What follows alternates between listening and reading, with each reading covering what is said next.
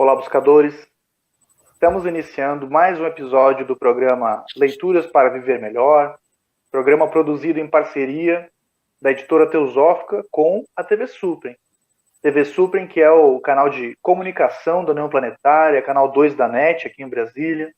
E se você estiver acompanhando pelo YouTube, não deixe de curtir o vídeo, se inscrever no canal, deixar seu comentário, que assim você nos auxilia a produzir mais conteúdo de qualidade para todos vocês. E hoje nós iremos conversar com a Fernanda Meurer, lá de Caxias do Sul. Tudo bem, Fernanda? Seja muito bem-vinda. Obrigada, Charles. Um forte abraço. Obrigada pelo convite em estar aqui nesse programa contigo e com todos os nossos ouvintes aí. Imagina, nós que agradecemos, né? Gratos pela sua disponibilidade em trazer a sua partilha, a sua leitura para compartilhar hoje conosco.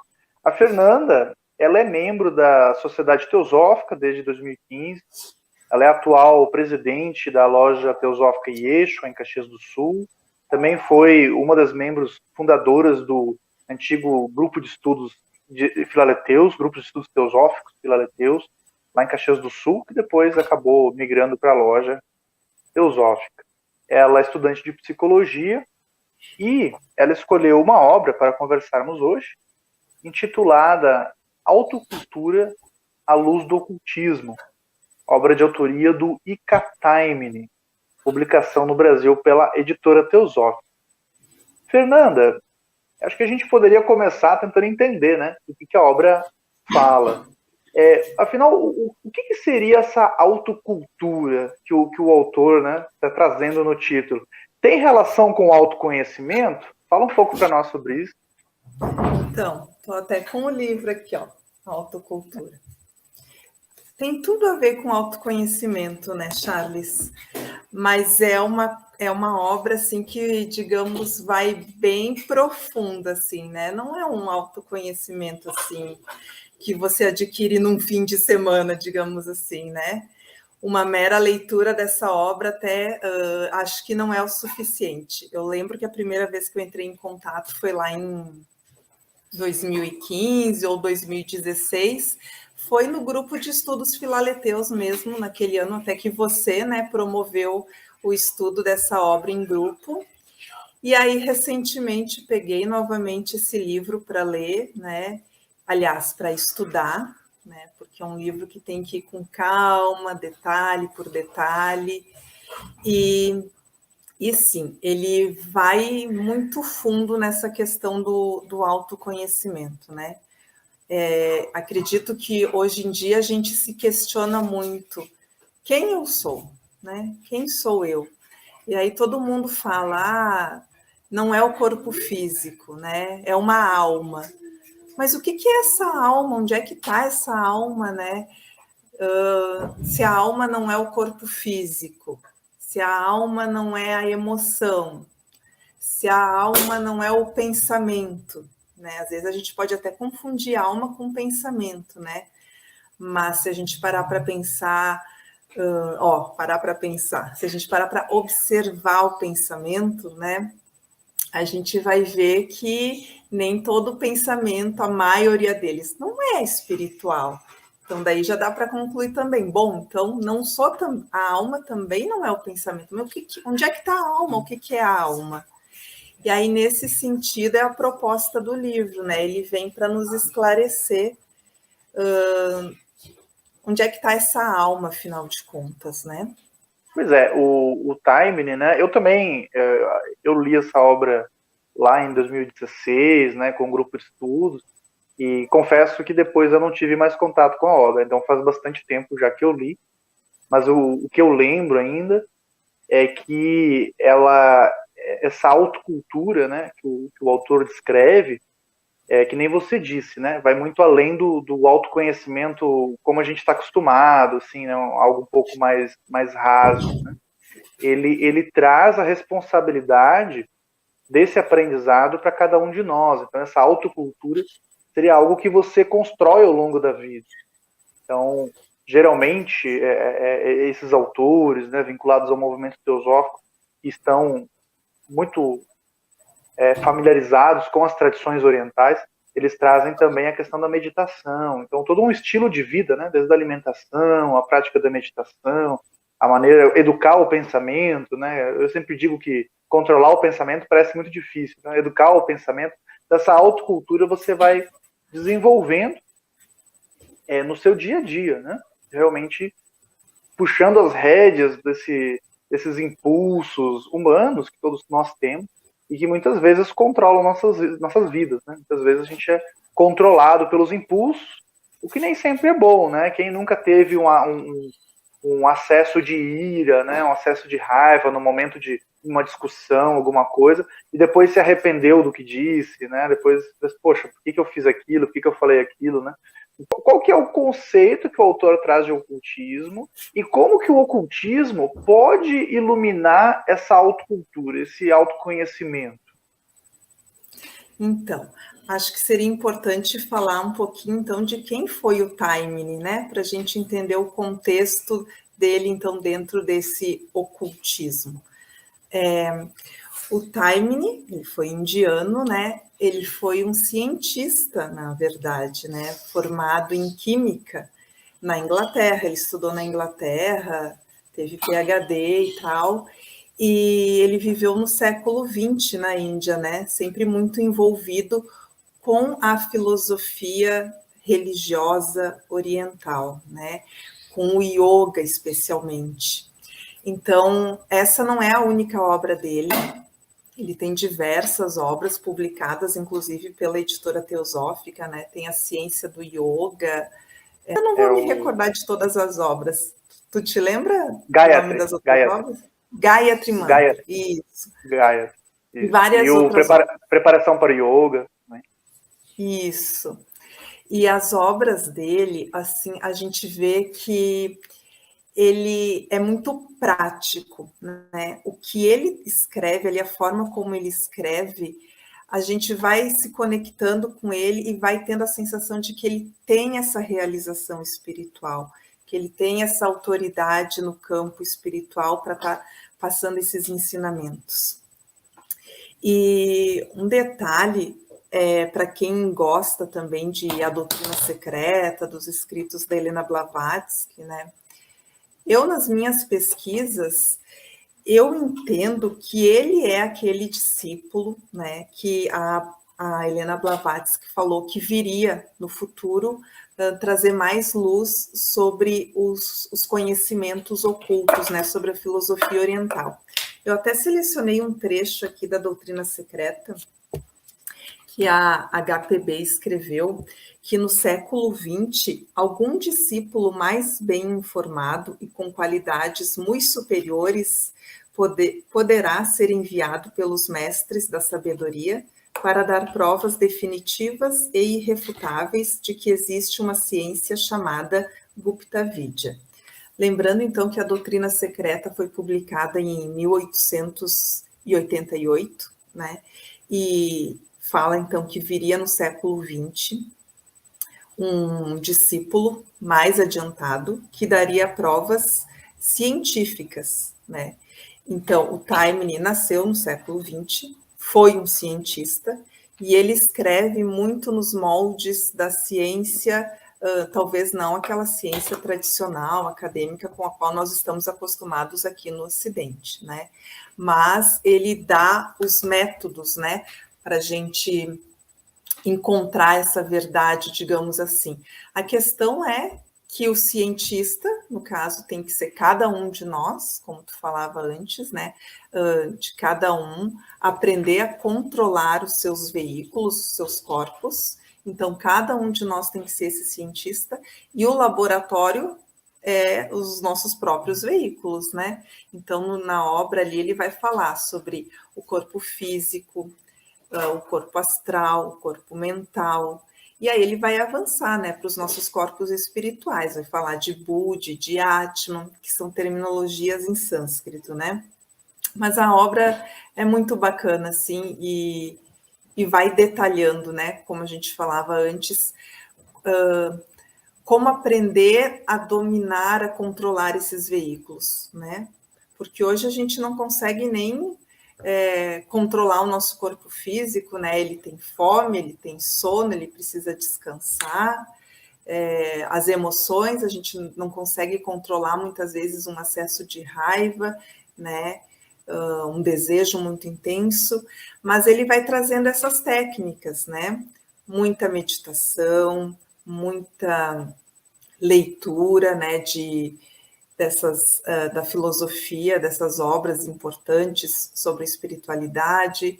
E é uma obra muito prática, né? Realmente, assim, para você pôr em prática na sua vida. Pois é, o Taiman, ele tem essa veia acadêmica, né? Ele tinha, né, essa veia acadêmica, e ele muito metódico, né, na maneira dele explicar os conteúdos, o que facilita para nós, principalmente nós ocidentais, que estamos mais acostumados, né, com conteúdo mais explicativo, né, a lógica aristotélica. Este é o programa Leituras para Viver Melhor. Hoje estamos conversando com a Fernanda Meurer, lá de Caxias do Sul, sobre a obra Autocultura à Luz do Ocultismo, obra de autoria do Ika Taimini, publicação no Brasil pela editora Teosófica. Nós iremos para um rápido intervalo e voltamos daqui a pouco. Até já.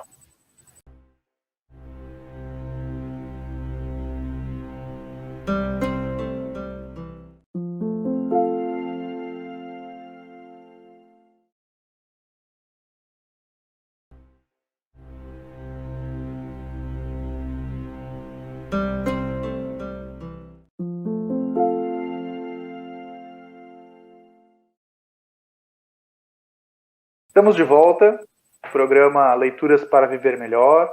Hoje conversando com a Fernanda Meurer sobre a obra Autocultura à Luz do Ocultismo, obra de autoria do Ika Taimini, publicação no Brasil pela editora Teosófica.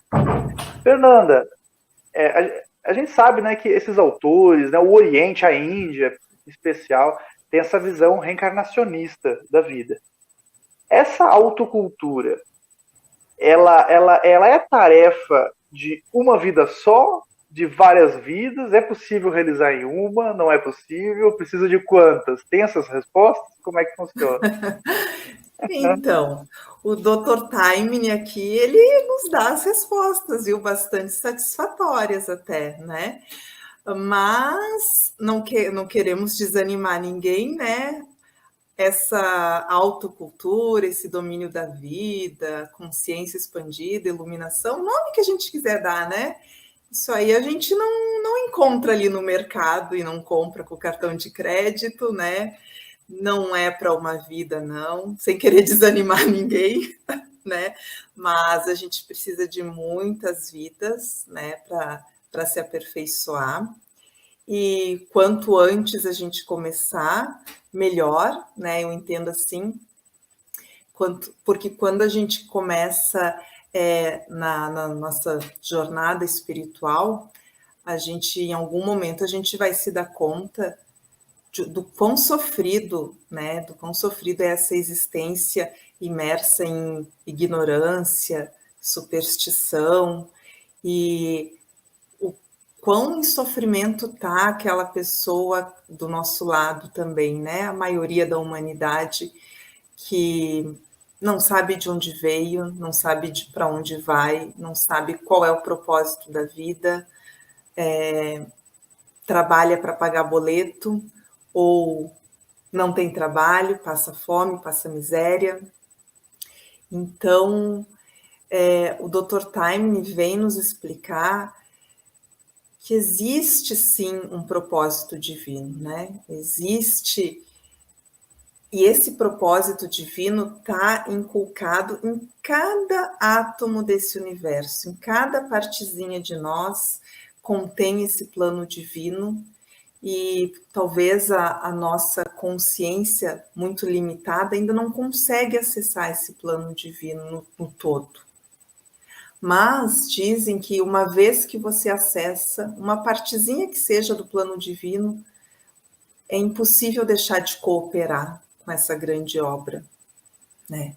Então, eu vou até, se me permitir, eu vou ler um trechinho aqui do livro, onde ele diz assim: o homem, em seu eu superior, está consciente de sua natureza imortal.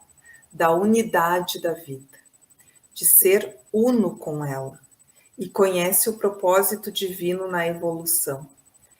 Tem a memória de todas as vidas separadas pelas quais passou nas sucessivas personalidades. Pode se identificar em consciência com todos os seres viventes através do veículo búdico e pode, através do veículo átmico, tocar a consciência divina.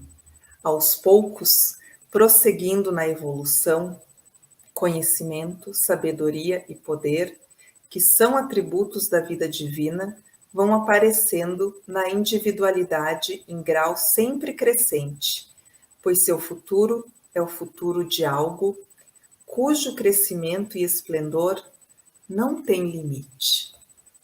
Então, isso é maravilhoso, né?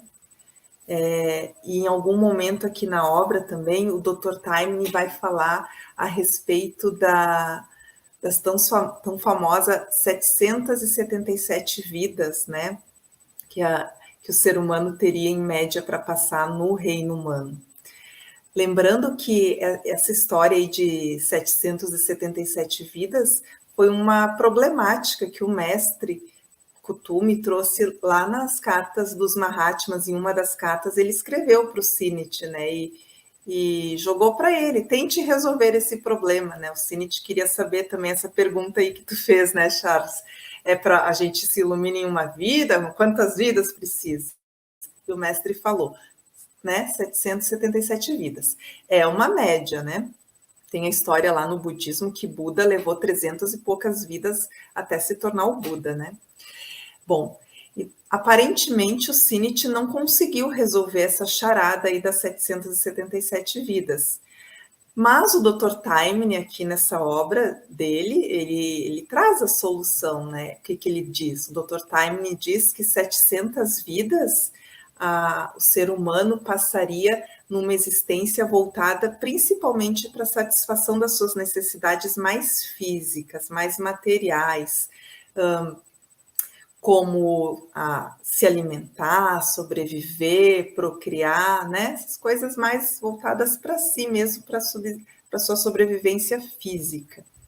As próximas 70 vidas, em média, o ser humano começaria a desenvolver um senso, uma busca por uma moral, por uma ética, desenvolver um sentido assim de proteger quem ama, a sua família, a sua pátria, isso gradualmente.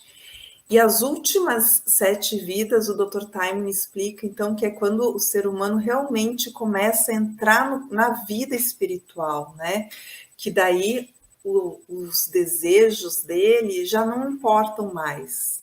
O que importa é servir a humanidade, né? E a vida, essas últimas vidas são dedicadas para servir a humanidade. Então, aí a gente pode pensar numa Madre Teresa, São Francisco de Assis, Jesus, né?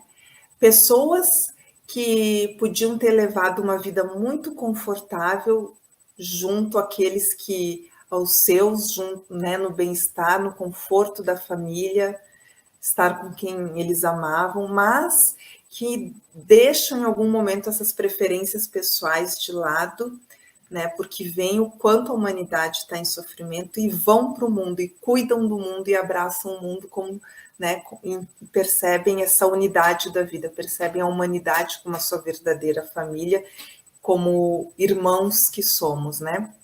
Então, o Dr. Taimni traz essa explicação para nós das 777 vidas, né? Não que seja algo assim fechado, né? Mas é para a gente ter uma noção, mais ou menos, né? De que não é assim, né? Se iluminar num piscar de olhos, mas que a gente precisa começar esse trabalho, né? Não dá para ficar pensando também, bom, se tem tudo isso de vida, na próxima eu começo e essa aqui eu vou aproveitar, né? Só festejar, ou só Netflix, né? Essas coisas assim. Né? Se você não fizer um pouquinho que seja, né, aquilo que você puder fazer nessa existência, né? Tem o karma aí, né? Tem tudo isso. Talvez na próxima existência você não vai encontrar escolas ou acesso a algum material mais espiritual tão facilmente, né? Vai ser mais dificultado e tal. E o sofrimento vem, né? O sofrimento está aí toda hora batendo na sua porta, né? Doença, velhice e tudo mais que a gente sabe, né? Que é próprio dessa humanidade.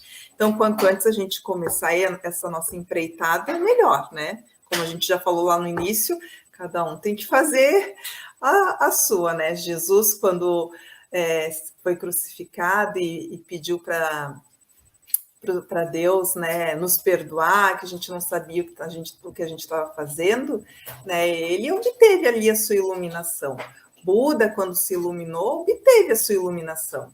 E o mundo continuou como está, né? Então, ou seja, a gente se ilumina para ajudar o mundo, mas cada um tem que buscar a sua própria iluminação também, né? Porque o mundo continua ali. Eu gosto da maneira que esses autores apresentam essas questões, né? E geralmente é de maneira bem prática, né? Ou, por exemplo, daqui a pouco a pessoa começa a pensar, mas eu não posso fazer nada, né? Que vida chata que vai ser. Na verdade, a gente pode fazer qualquer coisa, né? O que a sabedoria do Oriente diz é que o problema é o apego a essa atividade, porque como essa realidade é transitória, então tudo vai passar, né? Até a nossa juventude vai passar, as pessoas que a gente gosta em algum momento vão embora, né? Então, nada aqui é permanente. Então, o problema é o apego à experiência, né? A gente pode viver qualquer tipo de experiência. O problema é quando a gente se apega porque aquela experiência vai terminar e a gente vai sofrer porque perdeu. Teve uma dica do Taimni que eu carreguei para sempre, assim, que eu nunca esqueci. E ele diz assim, né, que é muito difícil parar um pensamento. Você pode fazer uma substituição nobre. Então, você está com um tipo de pensamento